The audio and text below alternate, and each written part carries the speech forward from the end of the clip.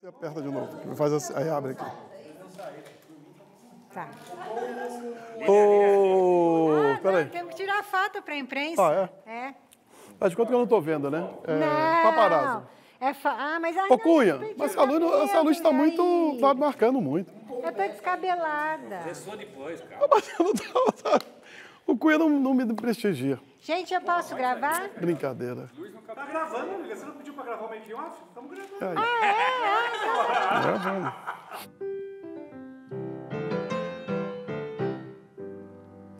Na porta, lentas luzes de... Errei a letra, desculpa.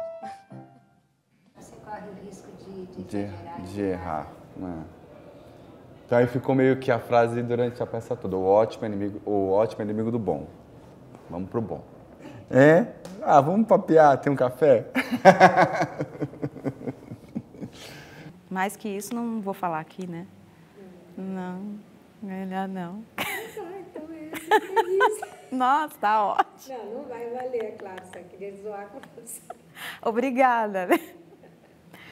É isso. Tá bom pra você? Eu queria uma maquiagem. Não, na verdade... 10 toalhas, 10 toalhas. 10 toalhas. Ô, Lília, tá muito longe. Lília, essa minha fracasso eu não vou aguentar. Tá muito longe, tá muito... Por que tá muito longe? Tá muito... Eu queria, assim, mais... Você quer que eu chegue mais tipo baixo, assim, mais...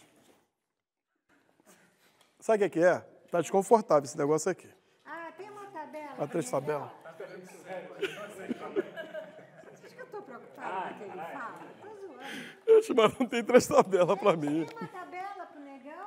Contra a regra. Outra regra. Se isso fosse a tu ia ser muito chato, caraca. Pega uma 3 tabelas aqui, contra a regra aqui desse estúdio aqui em frente. Mas tá ruim mesmo. Peraí. Ô, Djalma, quem tá de Cabumem aqui?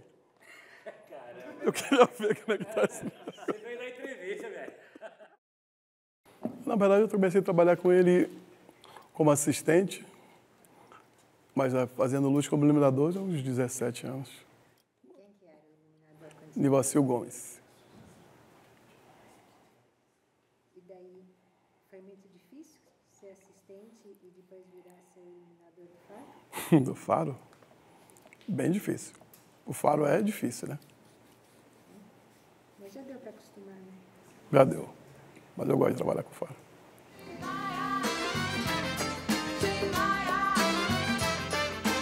Legal, boa noite. Valeu, Não, o Tim Maia, na verdade, não é a história do Tim Maia, acho que é a história do Faro. Porque o Tim Maia é famoso por não comparecer nos locais, não ter pontualidade. E com o Faro ele chegou no teatro, acho que 11 horas da manhã. O Faro nem tinha chegado. Até o pessoal da equipe estava aqui na época. Estava lá na época. Legal, vale tudo. Mas ele chegou 11 horas da manhã. Aí foi ótimo. Agora você vê o prestígio do Faro. Para o Tim Maia chegar 11 horas da manhã, 11 horas da manhã, o Tim Maia. Por entre fotos de nomes, sem livros e sem fuzil, sem fone, sem telefone. Nós estamos gravando nesse estúdio aqui, o Caetano. E aí o Caetano estava conversando com o Matinas, como é aquele rapaz da Folha? Matinas Suzuki. E aí eu estava preparando a luz do Caetano, estava montando ainda. E o Caetano estava do lado com o Matinas. Aí na hora que o Faro passou, ele fez um comentário com o Matinas que nem o Faro ouviu, só eu ouvi na hora, porque só eu estava perto. Ele comentou, esse é diretor mesmo, falando do Faro.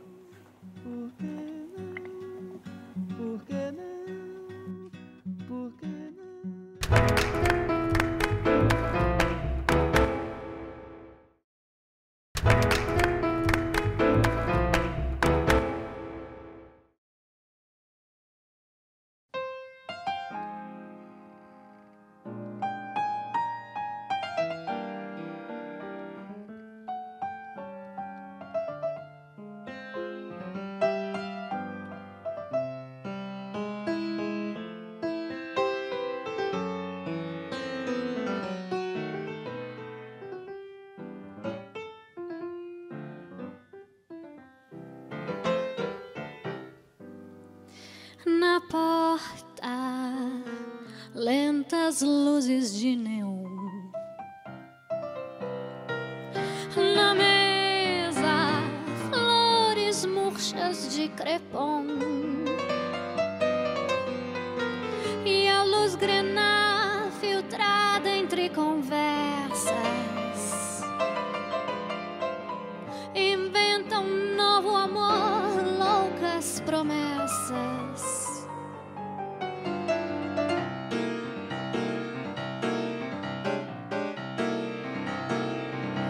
De tomara que caia, surge a crooner do norte. Nem aplausos, nem vaia, um silêncio de morte. Ah, quem sabe dizer nesses bares escuros, quem sabe dos outros, das grades dos muros.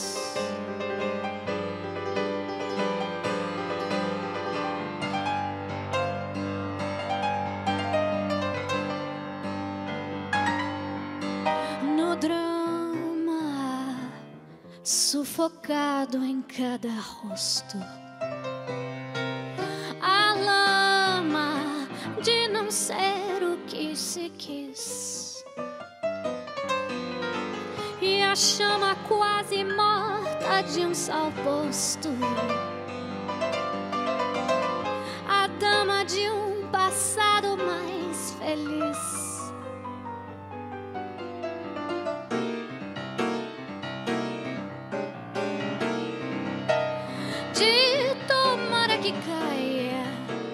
Surge a crooner do norte, nem aplausos, nem vaia, um silêncio de morte. Ah, quem sabe dizer nesses bares escuros, quem sabe dos outros, das grades dos muros, das grades dos muros.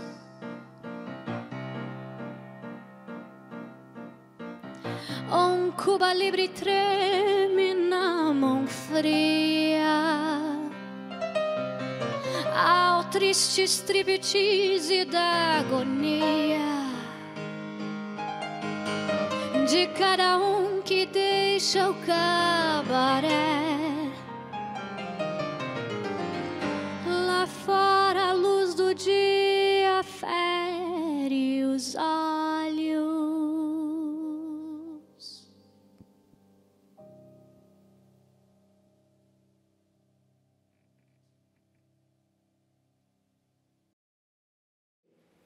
Eu nasci em Porto Alegre.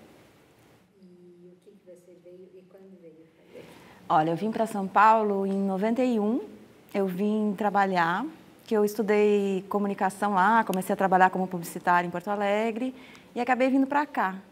E aí vim sem saber muito bem se eu ia ficar, se eu não ia, mas, né, fiquei. Já são 22 anos. E o seu trabalho atual? Eu sempre trabalhei como redatora, eu trabalhava em agência como redatora, ligada à parte de criação, enfim. E aí faz uns, sei lá, uns 8, 10 anos que eu quis trabalhar em outras coisas, né? Fazer um outro tipo, mas dentro dessa área. Então eu escrevo, daí hoje eu colaboro com revista, faço também um trabalho mais ligado à propaganda, que é um trabalho mais de brand, ligado a marcas. Escrevo livro, revista, enfim, eu escrevo. O teatro surgiu na minha vida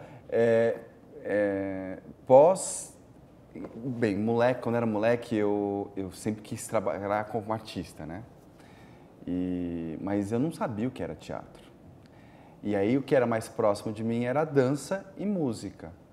Então eu tinha um grupo que chamava Pingo de Mel. Era eu e umas duas meninas, a gente fazia dublagem de Trio Los Angeles, da época que estava surgindo até o Trem da Alegria. Então a gente fazia shows em vários lugares.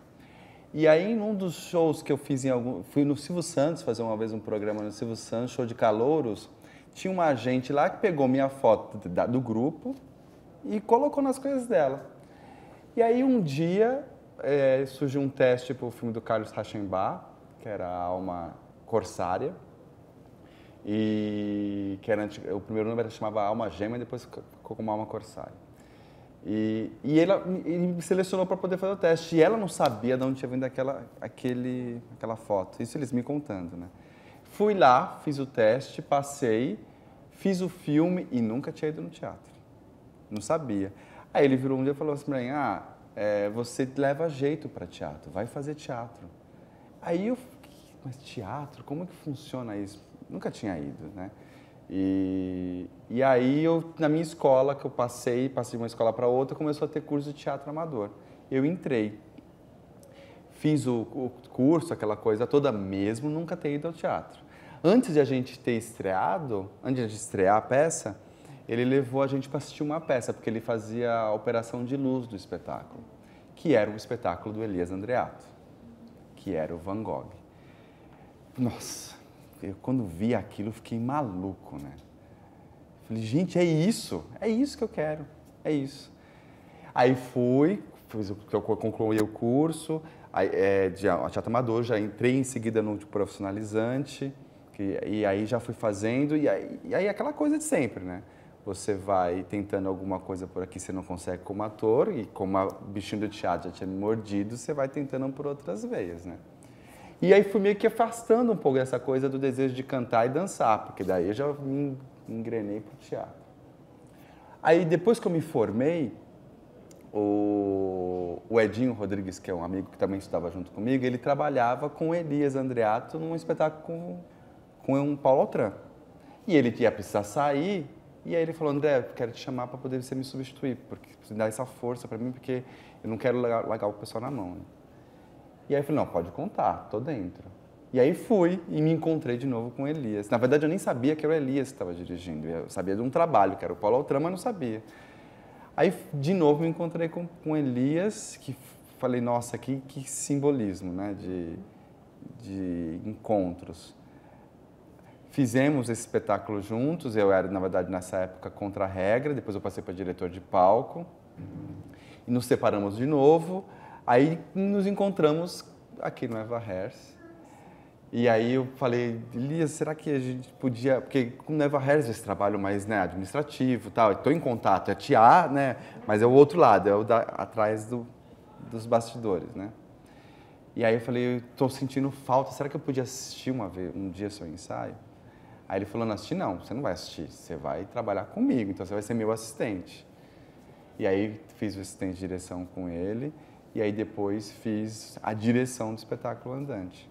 Quanto amei ou deixei de amar, é a mesma saudade em mim. Não importa de onde eu vim, mas aonde eu quero chegar, Aldebaran, eu tenho a paciência de um boi. Epa, olha!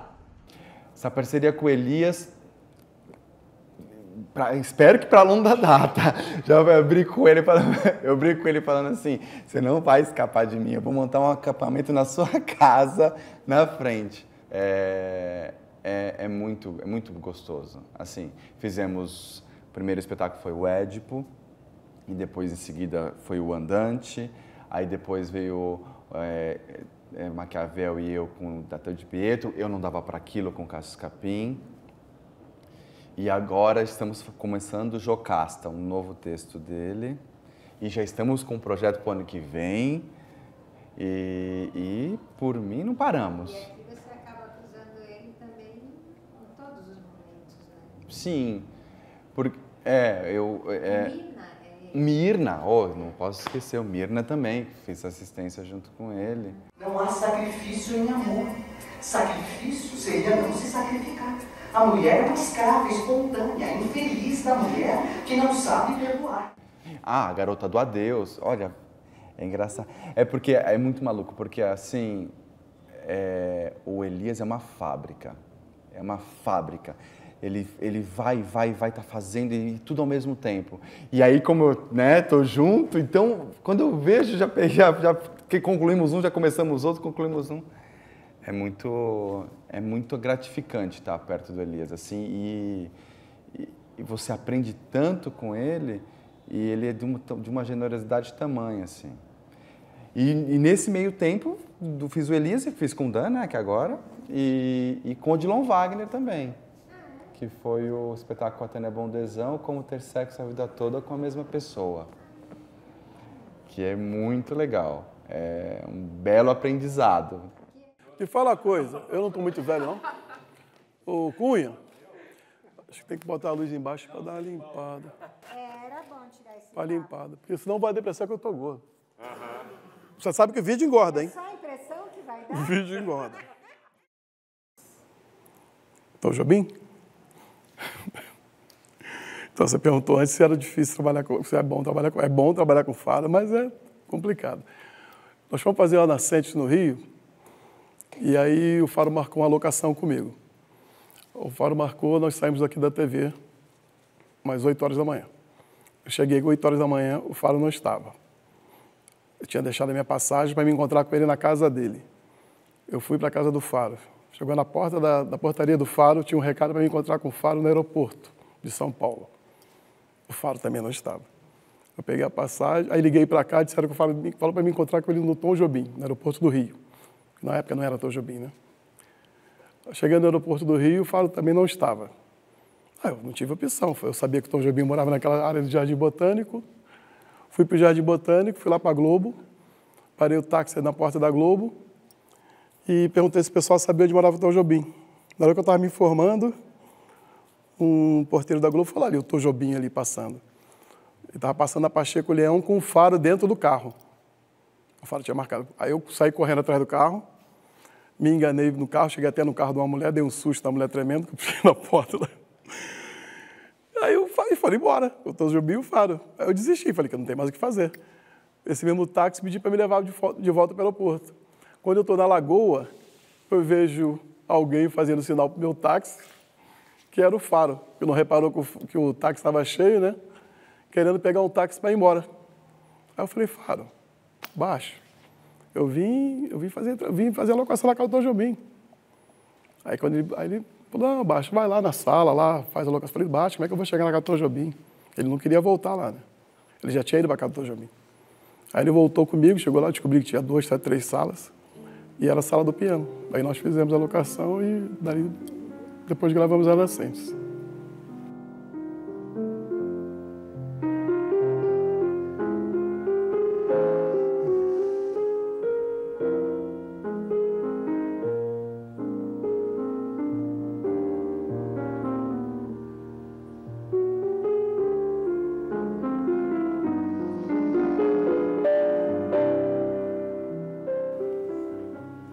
Vocês conseguiram voltar no mesmo avião? Conseguimos. Ele veio na janelinha? Não, o Faro tem a relação com o janelinha complicada. Você quer que eu conte isso? Fui fazer uma gravação com o Faro em Aracaju. Eu, o Faro e a Lília, na época produtora do Faro. E aí, vou contar a história toda, vou contar só da janela, mas vai ser cumprida, né? Aí nós nos atrasamos, porque eu e a produtora do Faro da época foi atrás dos camarão que nós tínhamos encomendado. Acho melhor contar a história toda, depois vocês editam. Nós fomos buscar os camarão, pegamos acho que uns 10 quilos de camarão, que em Aracaju é mais barato, aí chegamos correndo no aeroporto, bem atrasado.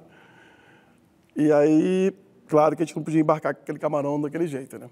Aí fizeram a gente comprar a embalagem adequada para o camarão, passamos um vexame, ficamos separando camarão no saguão do aeroporto. E o avião para sair, esperando a gente. Aí quando resolveu a história do camarão, o Faro resolveu perguntar se o assento dele era na janela. E por acaso não era.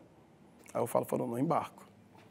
Sexta-feira, a gente tinha ficado uma semana em Aracaju, o Faro não queria voltar para São Paulo por causa de uma janela. Aí deram um jeito lá, conversaram.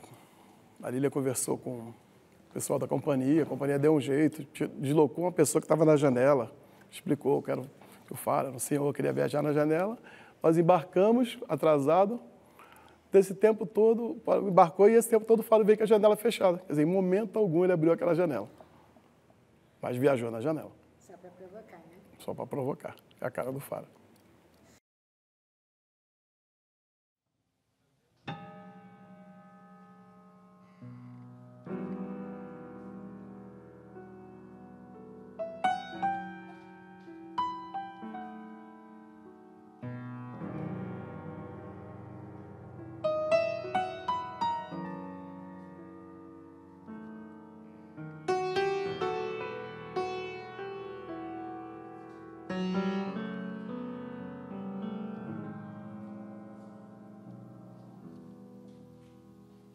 If you knew the way you looked,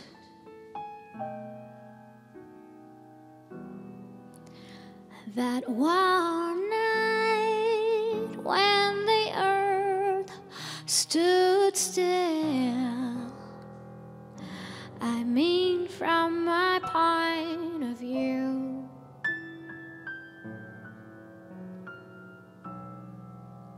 your eyes were just another kind of blue.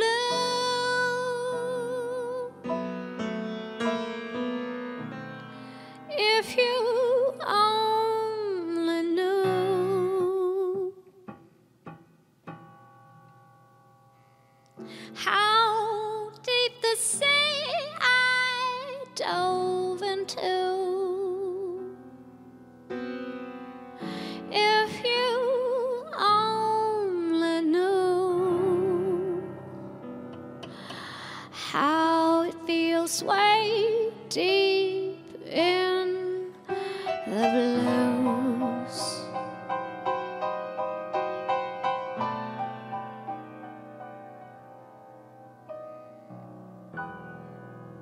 And now that I'm safe and sound,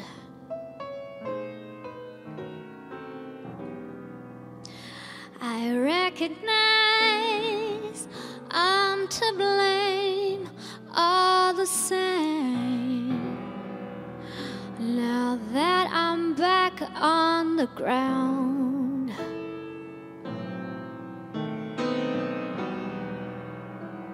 I have decided I'm done with the blues.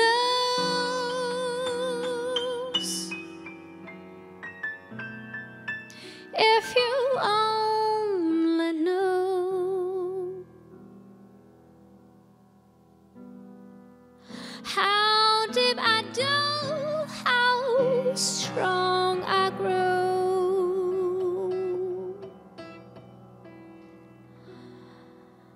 If you only knew how deep I fell in love for you.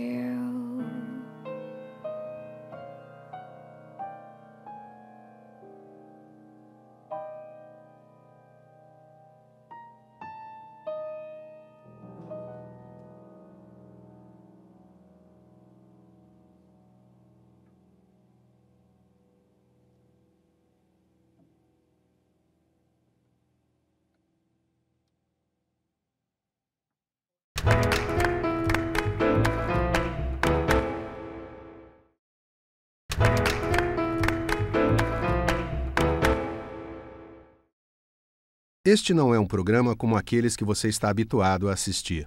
Ele não tem um começo, um meio e um fim. É como se fossem peças soltas que a gente vai juntando. Não fazem um sentido, não tem uma história. Ele começa quando você começa a assisti-lo.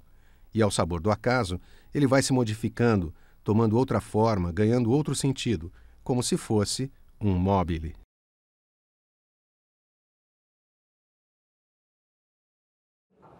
Subir no palco.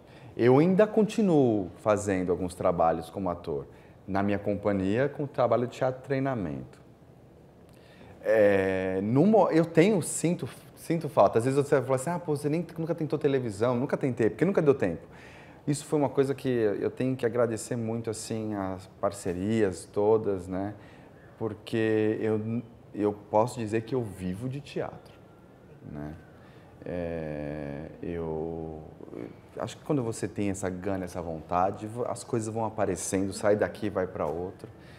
E aí, então, faz falta um pouquinho. Mas essa coisa de estar fazendo trabalho com o Elias, essas parcerias isso às vezes sana um pouco esse desejo, né?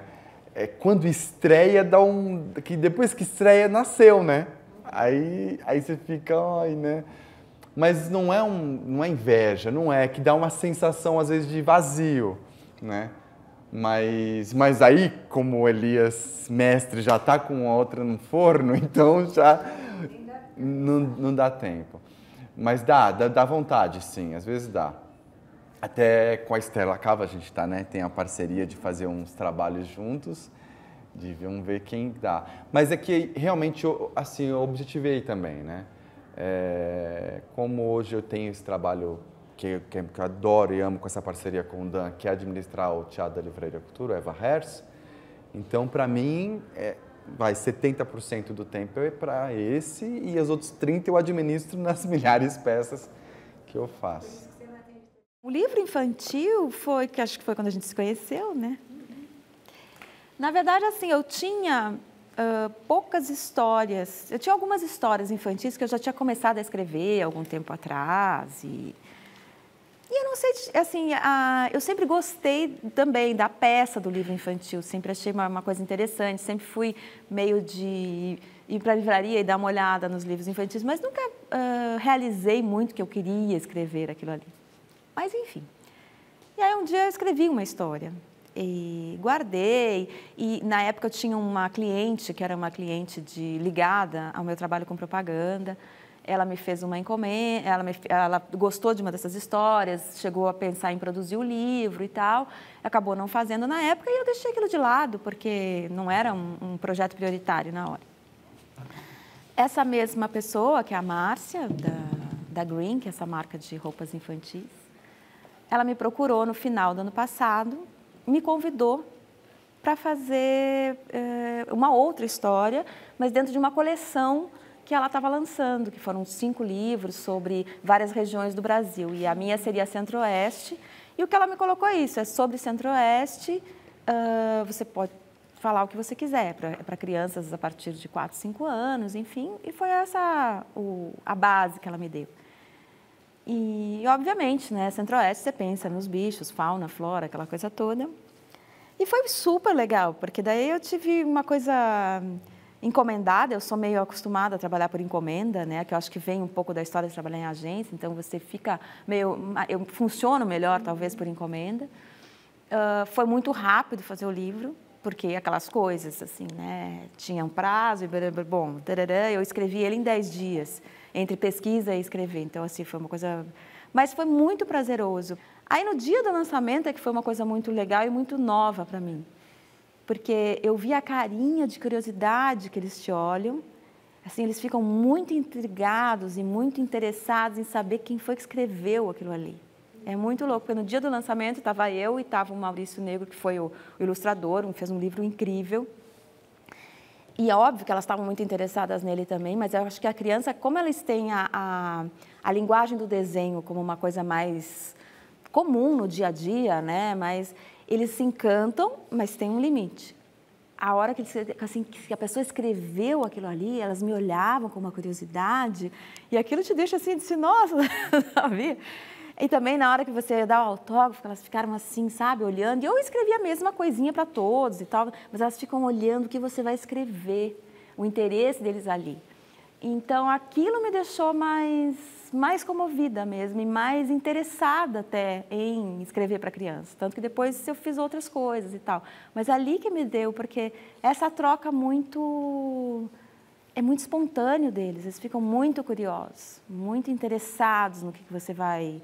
Né? E eu acho que tem um outro lado também. Os pais que estavam ali, pelo menos, todos levantaram muito a bola, que era a pessoa que escrevia e que era a pessoa que tinha escrito aquela história, sabe? Então, eu acho isso bacana, porque você vê nascer ali o interesse pelo livro, né? Independente dele estar na frente do autor ou não. Porque eu achei que para criança era um programa meio chato, ir lá entrar numa fila, né, para pegar um livrinho. Claro que depois teve as outras atividades, foi super divertido para eles lá, mas aquela fila, não achei que uma criança fosse se interessar. E eles se interessam. Então, eu achei legal, foi divertido.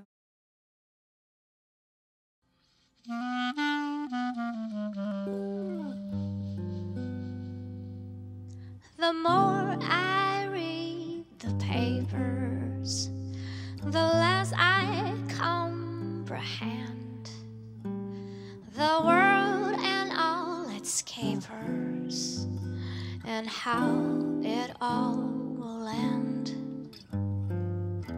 Nothing seems to be lasting, but that isn't our affair. We've got something permanent, I mean in the way we care. It's very clear our love is here to stay, not for a year, but ever and a day. The radio and the telephone and the movies that we know may just be passing fancies, and in time may go. But oh my dear, our love is here to stay. Together we're going a long, long way. In time the Rockies may crumble, Gibraltar may tumble, they're only made of clay. But our love is here to stay.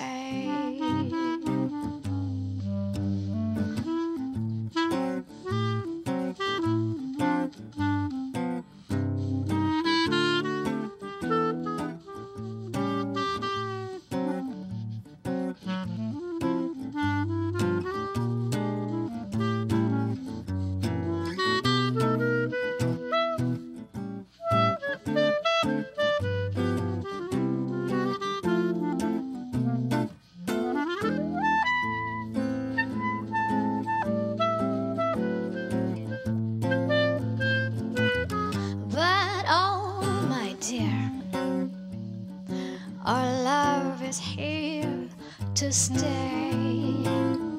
Together we're going a long, long way. In time the Rockies may crumble, Gibraltar may tumble, they're only made of clay. But our love is here to stay. To stay. To stay. Our love is here to stay.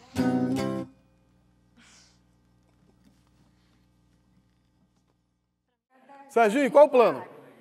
Tá fechado? Ensaio, Thais. Ah, meu Deus. Não pode fazer uns ensaios assim, uma coisa de... Tá bem no Tô gravando. Ó, silêncio aí, gente, que isso aqui é um programa sério, Vamos lá. embora não pareça. Ah, não, isso é outra história. Tá certo. Nós vamos fazer um especial, o ensaio com o Chico no Rio. E nós ficamos 2 dias, 3 dias para gravar o Chico lá no Rio, que também gravou na casa dele, né? Só que o Chico tem um dia sagrado, que eu não lembro se é a segunda-feira, que ele tem que jogar a bola dele, que é a pelada dele. Aí o Chico tinha que jogar. Falou, não, hoje eu não gravo, tenho que jogar primeiro. Aí marcamos a pelada lá com o time do Chico Buarque, que ele fala que não perde, né? Nunca, mas nós já ganhamos dele. E aí foi a equipe da Cultura que estava gravando, montou um time para jogar contra o time do Chico Buarque. O Ensaio Futebol Clube, contra o time do Chico. E o Chico, ele mora, parece que é no Recreio o sítio dele. E ele marca o jogo 1h da tarde. Você imagina o Rio de Janeiro, 1h da tarde. Um sol tremendo, né? E o nosso time tinha um câmera, um amigo nosso até hoje, que é o Capetinho, e foi para jogar. E o jogo começou a ficar quente, ele começou a botar os moleques para jogar no time dele. E o Capetinho deu uma entrada nele meio violenta, jogou ele no meio das roseiras. Entendeu? Foi bem complicado, porque ele tinha acabado de operar o joelho. Aí ele ficou meio invocado, xingou o pessoal de São Paulo na hora, porque estava de cabeça quente no futebol. E ficou um clima meio pesado. Mas tá jogando futebol isso aí? Claro. Nossa. Aqui tem uma placa de 8 parafusos. Ah, eu lembro. Foi quando você quebrou a perna jogando. Quebrei tudo aqui. Quer dizer, cada vez que eu faço um gol assim, é um gol de placa. Esse primeiro jogo, que ele brigou com a gente, eles ganharam. Aí o Ensaio marcou um outro jogo com ele no Rio. E eu tinha organizado o jogo, eu e a Lília tinha organizado o jogo. E aí a Cultura me escalou para ir para Ilhabela. Aí eu não pude ir para o jogo. E como eu sabia que o time deles tinha uns garotos, na hora que a gente botava uns garotos que eram semi-profissionais, juvenis e tudo, eu convidei um primo meu lá do Rio, o Rogério. E o Rogério lembra um pouco esse Walter que joga no Goiás, porque o Rogério é gordinho. Então, você olha para o Rogério, eu viajei. Aí viajei e fiquei curioso para saber como é que estava o jogo. Aí eu ligava para o Rio, a Lília era a técnica do time, Você vê o ensaio, né? Era a técnica do time. Eu perguntei quando estava o jogo, nosso time estava perdendo. Eu falei, quem está jogando? Ela me deu a escalação, eu falei, põe o Rogério. Aí ela, claro, ela olhou para o banco, viu aquele cara daquele peso todo, falou, não vamos botar esse cara nunca, né? Aí eu falei, põe o Rogério para jogar. Fizemos o Rogério para jogar, acabamos com a invencibilidade do Chico. O Rogério entrou, acabou com o time deles, e o Chico não acabava o jogo nunca. O jogo deve ter demorado 1h30. O empresário dele, Vinícius, arrumou briga com o juiz, tirou o juiz, aí botou outro juiz, o Baixo também tirou o juiz deles. Tirou, arrancou a pito, né? E nós acabamos com a invencibilidade do... Eu sei que eu escalei o Rogério pelo telefone.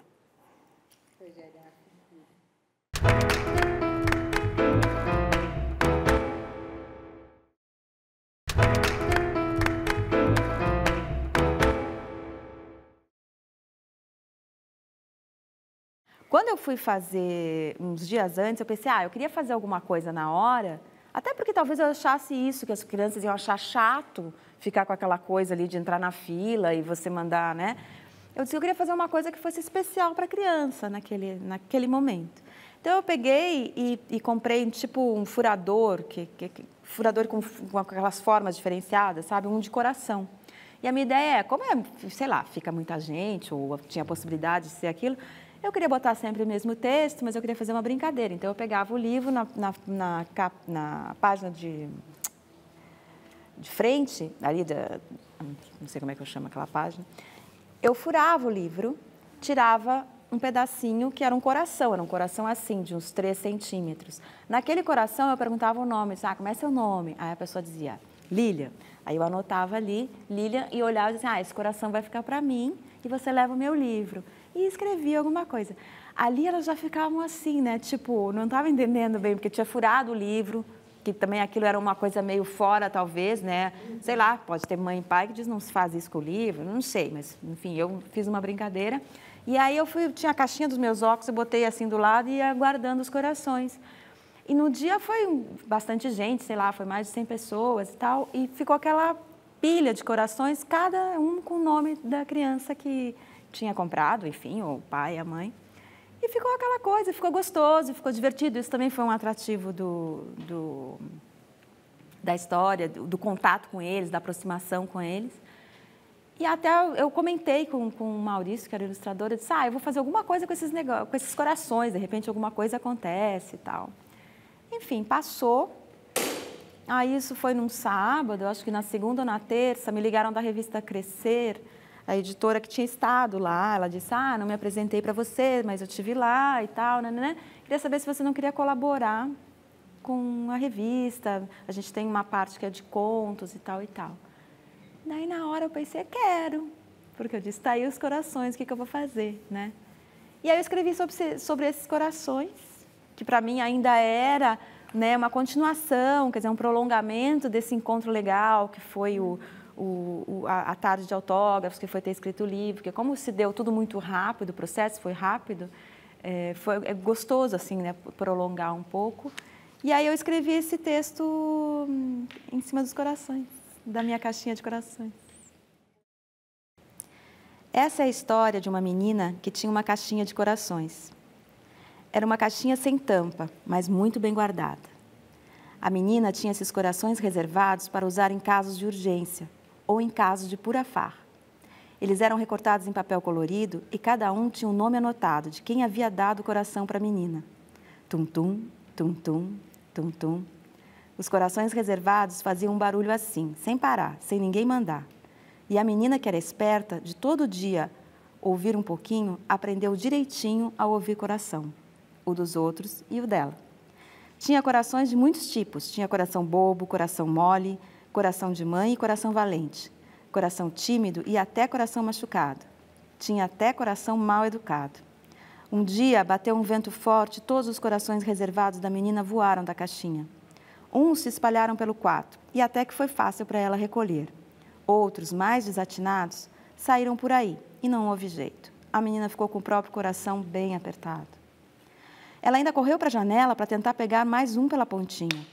Foi quando ela conheceu um outro tipo de coração, o coração alado, e descobriu que com o coração que sabe voar, a gente não precisa se preocupar, que ele está sempre bem guardado. A menina ficou com o coração cheio e passou a usar a caixinha sem tampa para outros guardados. André, me diz uma coisa, você acha que quando Deus foi te criar, Ele te colocou 2 vezes na fila da paciência? Olha, é engraçado você falar isso. Nesse processo que eu estava agora, o que todo mundo... Porque foi um processo muito curto, né? A gente teve 45 dias e aí todo mundo falava, André, você resolve as coisas tudo com... Não, é tudo teatro. É tudo teatro. Aqui dentro, ó, tá fervilhando, né? Mas sabe o que é? Tem uma frase que o Elias falava no Andante, que era, me trata como eu te trato, que eu te trato com o teu trato. Então, eu tento fazer isso, entendeu? Para tudo. Então, para eu acho tentar fazer isso, espelhar, às vezes, se eu quero ser tratado com paciência, com carinho, com cuidado, eu tenho que tentar fazer esse espelho, né? Eu sei que, às vezes, no estresse, na loucura, às vezes a gente ultrapassa um pouquinho do ponto. Mas eu tento fazer isso, porque daí eu acho que se a gente for dessa forma, você consegue melhor as coisas. Mesmo estando louco de raiva. Mas, então, eu tento fazer isso. Duvido, André, você pegar você num momento louco de raiva. É sim. Eu já, às vezes fico nervoso sim, mas tento respirar fundo e até outro dia mesmo aqui na bilheteria, uma mulher, assim, dentro do estresse dela, ela começou a falar alto, gritar, e aí eu fui ficando nervoso e aí eu fiquei quieto. Você não vai responder? Eu falei assim, desculpa, eu preciso respirar fundo. Aí a fila começou a rir, mas se eu entrasse na dela, eu não ia chegar a lugar algum. Foram 66 peças que já passaram, não, minto, 67 agora, né? E com N produções, e acho que dessas 67, 2 ou 3 produções que se repetiram. Então, foram muitas pessoas, muitos elencos e tal. Então, é lógico que, assim, você nunca agrada a todo mundo, né? É engraçado, eu sempre tive esse problema da necessidade... Lá, quando eu era moleque, eu tinha essa coisa da necessidade de querer agradar todo mundo. Né? Acho que é natural, né? Então, Mas eu tinha isso muito forte e às vezes isso me machucava muito. Quando eu liguei o clique de não quero mais saber disso, as pessoas têm que me aceitar como eu sou, aí as coisas começaram a fluir bem. Então, assim, não tem.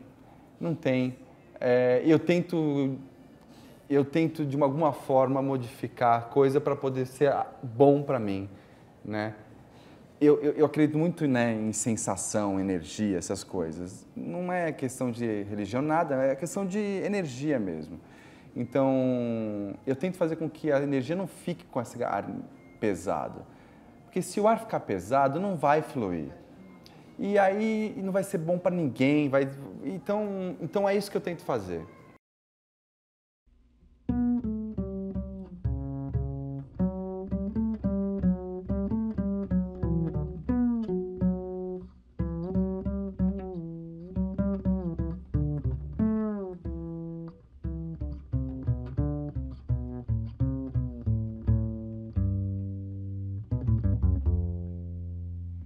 Ainda é cedo, amor, mal começastes a conhecer a vida.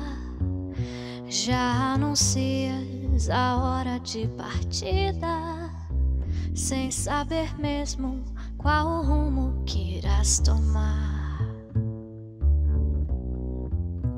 Preste atenção, querida, embora eu saiba que estás resolvida. A cada esquina cai um pouco a sua vida. Em pouco tempo não serás mais o que és. Ouça-me bem, amor, preste atenção. O mundo é um moinho, vai triturar teus sonhos tão mesquinhos, vai reduzir as ilusões a pó. Preste atenção, querida, de todo amor tu herdarás só o cinismo. Quando notares estás à beira do abismo, abismo que cavaste com seus pés.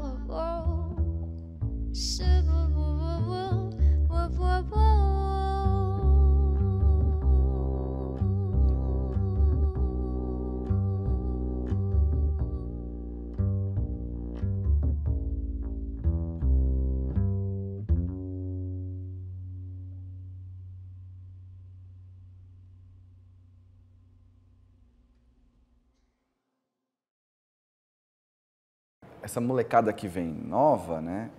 Elas têm, às vezes, um intuito só, que é a celebridade ou aprender as coisas com rapidez, mas não tem esse desejo, né?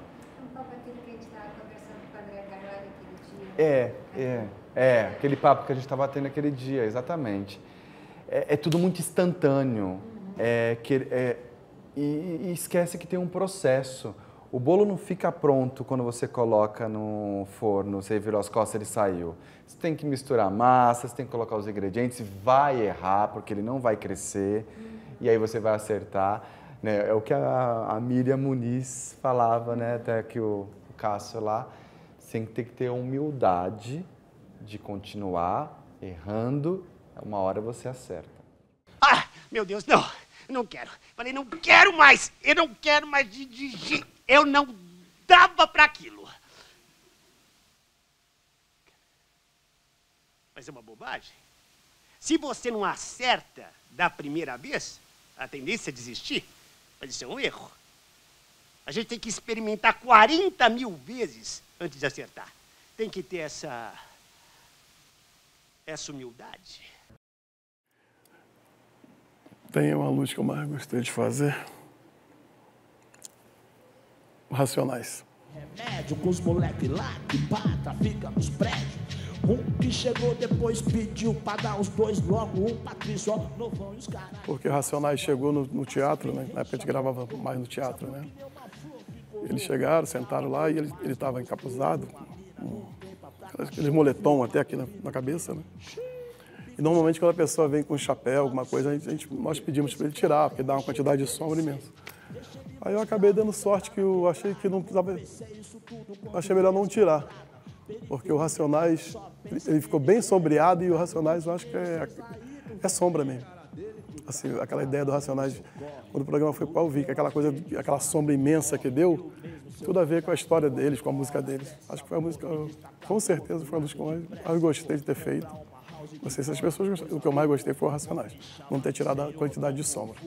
Mas pra ele só a Zona Sul que é a pá, diz que ele tira nós, nossa cara é cobrar. Mas peraí, mas tem uma que eu gostaria de ter feito. E eu não fiz.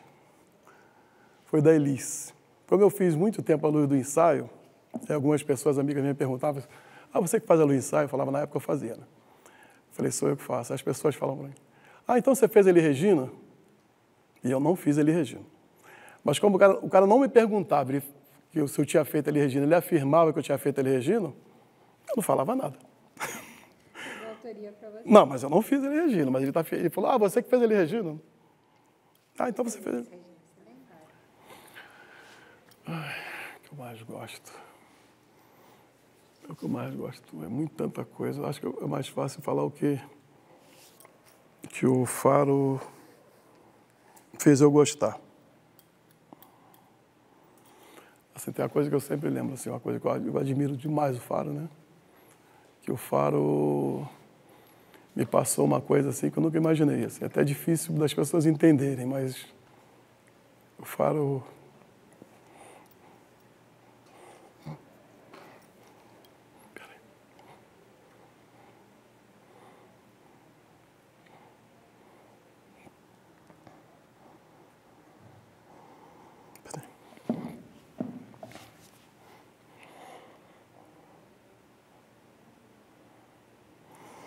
Desculpa um pouco aí, peraí.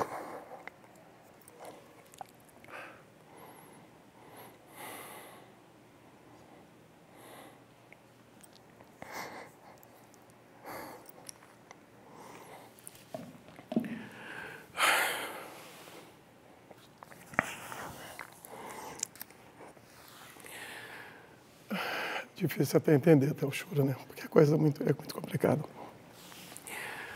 É que o Faro faz assim, eu senti, não vou conseguir.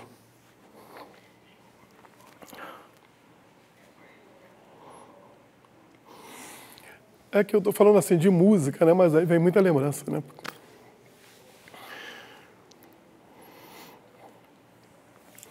tentar resumir, não sei se as pessoas vão entender, não. É que em cima disso aí, dessas lembranças assim, só de música, vem muita coisa também.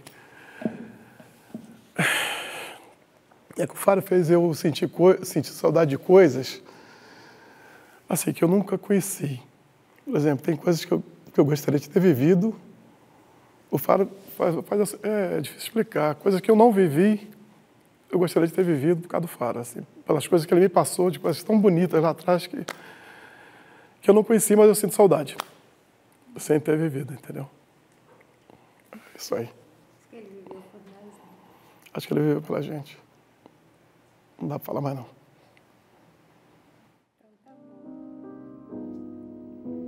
E a minha dor esquecerei se eu souber que o sonho teu